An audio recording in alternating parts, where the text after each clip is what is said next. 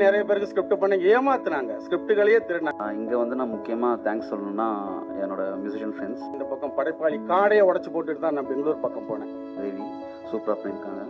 Makeup போட்டுக்கிட்டு அந்த costume போட்டோன்னா கண்ணாடியில் பார்த்துக்கிட்டு அப்படியே அந்த கேரக்டர்லாம் யூட்டிலைஸ் சூப்பராக பாடியிருக்காங்க. நீங்கள் ஒரு தமிழ் டைரக்டர், நீங்களே எனக்கு ஒரு தமிழ்காரனுக்கு சான்ஸ் கொடுக்கலன்னா எப்படி சார் அப்படின்னா, செல்வராஜ் சார், சிவா சார் ரொம்ப நன்றி. எனக்கும் சரி சிவாவுக்கும் சரி தாய் தப்புனே இல்லை.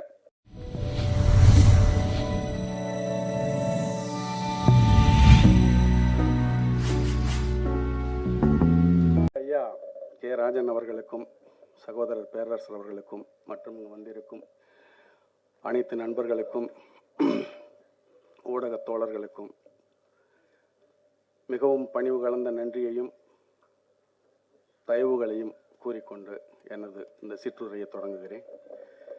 இந்த படம் கன்னியில் எனக்கும் ஒரு கன்னி வேட்டை ஆட, முதல் வேட்டை ஆட என்னுடைய சகோதரன் சிவா ஒரு வாய்ப்பு கொடுத்துருக்காரு. இது எப்படின்னா, நானும் தம்பியும் 20 வருஷ பழக்கம். ஒரு 2005 நினைக்கிறேன். யாரும் நிறைய பேர் பேச விட்டதை நான் கொஞ்சம் அப்படி எடுத்துக்கிறேன் டைம், யாரும் தப்பாக நினைக்க வேணாம். 2005 பெங்களூரு மெஜஸ்டிக்கு. இதில் நான் வந்து 2-3 படம் பண்ணிகிட்டு இருக்கேன். ஒரு படம் மியூசிக் பண்ணுறேன், ஒரு படம் ஸ்கிரிப்டில் இருக்கேன், ஒரு படம் டைரக்ஷனில் இருக்கேன். ஒரு பையன் என்ன மாதிரியே ஒரு கண்ணங்கரையன்ட்டு ஒரு டிஸ்ட்ரிபியூட்டர் ஆஃபீஸில் சார் எனக்கு ஒரு வாய்ப்பு கொடுங்க அப்படின்னாப்புல. நானும் எல்லா டைரக்டரும் மாதிரி அடுத்த படம் பார்க்கலாம் தம்பி அப்படின்னேன்.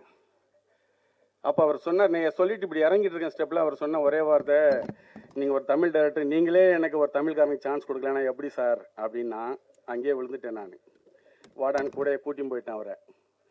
அன்னிலேருந்து இன்னைக்கு வரைக்கும் இந்த படம் அவர் பண்ணுறதுக்கு முன்னாடி வரைக்கும் நாங்கள் ஒன்றா நிறைய ஸ்கிரிப்டில் ட்ராவல் பண்ணியிருக்கோம், நிறைய பண்ணியிருக்கோம். இந்த உலகத்தையே திருப்பி போடுற ஸ்கிரிப்டெல்லாம் பண்ணியிருக்கோம்.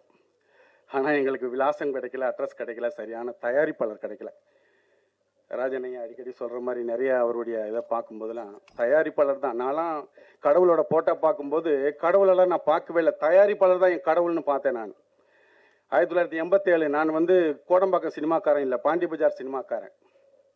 முடியல, போராடி போராடி போராடி துவத்து கொஞ்சம் கிடைச்சாலும் அதை எடுத்துன்னு போய் ஷூட்டிங் பண்ணுவோம்.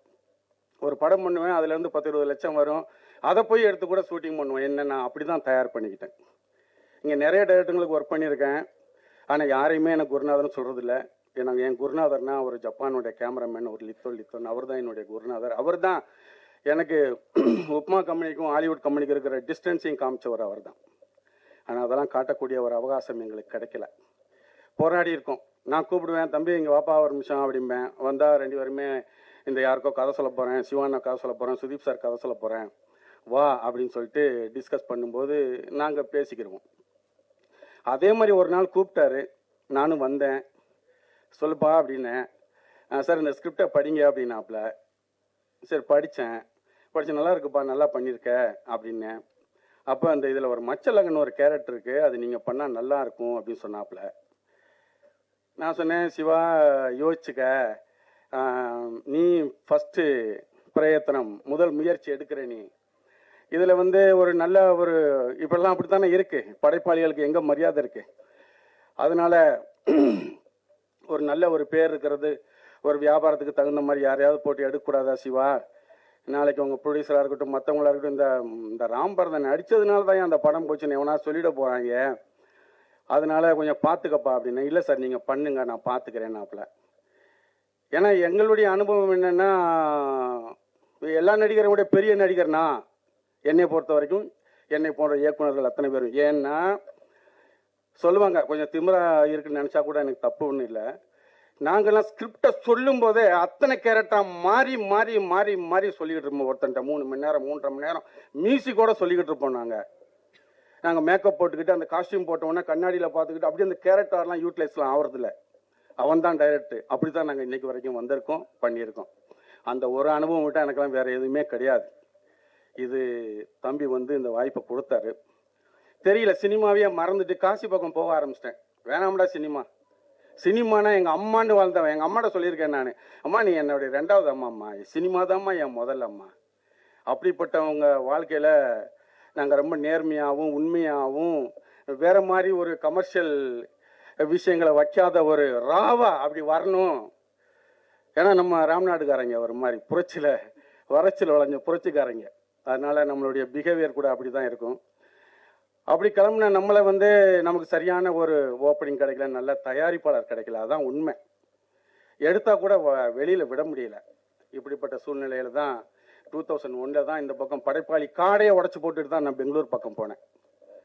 என்னடா வாழ்க்கை அப்படின்ட்டு அங்கேயும் போய் பண்ண நிறைய பேருக்கு ஸ்கிரிப்ட் பண்ண ஏமாத்துனாங்க, ஸ்கிரிப்டுகளையே திருடினாங்க. நம்ம வந்து ஸ்கிரிப்ட் நம்ம தமிழ் இண்டஸ்ட்ரியில் வந்து பார்த்தீங்கன்னா அந்த ஸ்கிரிப்ட் பரதம் இப்படி சொல்கிறேன்னா உனக்கு மேலே நான் எப்படா சொல்கிறேன்னு யோசிக்கிறவன் இங்கே இருந்தான். ஆனால் அங்கேயே அதையும் நினச்சி தான் நான் பெரிய பெரிய ஆளுங்களுக்கு சொன்னேன். அதை அப்படி அப்படியே 10 சீனாக அடித்து ஒரு மாதிரி மென்டல் டார்ச்சர் ஆகிற அளவுக்கு ஆயிடுச்சு. இண்டஸ்ட்ரி விட்டே ஒதுங்கி போகிற அளவுக்கு ஆயிட்டேன். இப்படிப்பட்ட சூழ்நிலையும் விடாமல் போராடணும். நல்ல பேர் தமிழனுங்கிறத அங்கே நான் விட்டு வைக்கலன்னா பெங்களூரில் அடிக்கிறாட்டி சென்னையில் சத்தம் கேட்கட்டான்னு நினச்சிக்கிட்டு 2021 இன்னைக்கு வரைக்கும் 2001 இன்னைக்கு வரைக்கும் நின்றுக்கிட்டு தான் இருக்கேன். விட்டுட்டு ஒன்றும் ஓடி வரல. கண்டிப்பாக செய்வோம் ஒரு நாள். இங்கே என்ன கேட்க விரும்புகிறேன் அப்படின்னு கேட்டிங்கன்னா, நீங்கள் மீடியாக்காரவங்க நீங்கள் தான் இங்கே இந்த படத்துக்கு ஹீரோவாக நிற்கணும். ஏன்னா எங்களை மாதிரி என் தம்பி மாதிரி அட்ரஸ் இல்லாத ஆளுங்களுக்கு நீங்கள் தான் அட்ரஸ் கொடுக்கணும். எனக்கும் சரி சிவாவுக்கும் சரி தாய் தப்புனே இல்லை. அந்த பையனுடைய ஒரு தாயா நின்று நான் கேட்குறேன், அவங்க எல்லாருடைய பாதம் கேட்குறேன், இந்த படத்தை மிகைப்படுத்திலாம் நீங்கள் எழுத வேணாம். அவன் விரசம் இல்லாமல், ஒரு காமெடி இல்லாமல், ஒரு காதல் இல்லாமல் இப்படிப்பட்ட ஒரு படைப்பாளி ஒரு படைப்பை படைச்சிருக்காரு. இப்படிப்பட்டவங்க தான் இந்த தமிழ் இண்டஸ்ட்ரியில் 100 சில்லற வருஷங்களாக பண்ணவங்க மட்டும்தான் நின்றுக்கிட்டு இருக்காங்க. அப்படிப்பட்ட ஒரு இயக்குனராக மேலும் மேலும் அவர் வர்றதுக்கு அவருக்காக நீங்கள் கொஞ்சம் பார்த்து நியாயமாக எழுதணுங்கிறத வேண்டி விரும்பி கேட்டுக்கிறேன். உங்கள் எல்லாருக்கும் வணக்கம். எனக்கு இந்த ஆப்பர்ச்சுனிட்டி கொடுத்த செல்வராஜ் சார், சிவா சார் ரொம்ப நன்றி. இங்கே வந்து நான் முக்கியமாக தேங்க்ஸ் சொல்லணுன்னா என்னோடய மியூசிஷியன் ஃப்ரெண்ட்ஸ், எனக்கு இந்த மூவி பண்ணுறதுக்கு ஹெல்ப்ஃபுல்லாக இருந்த ஃப்ரெண்ட்ஸ். ஃபஸ்ட்டு இந்த ஒரே ஒரு சாங் தான் அந்த படத்தில், அதுக்கு லிரிக்ஸ் கொடுத்தவங்க உமாதேவி சூப்பராக பண்ணியிருக்காங்க. அண்டு மீனாட்சி இளையராஜா சூப்பராக பாடியிருக்காங்க.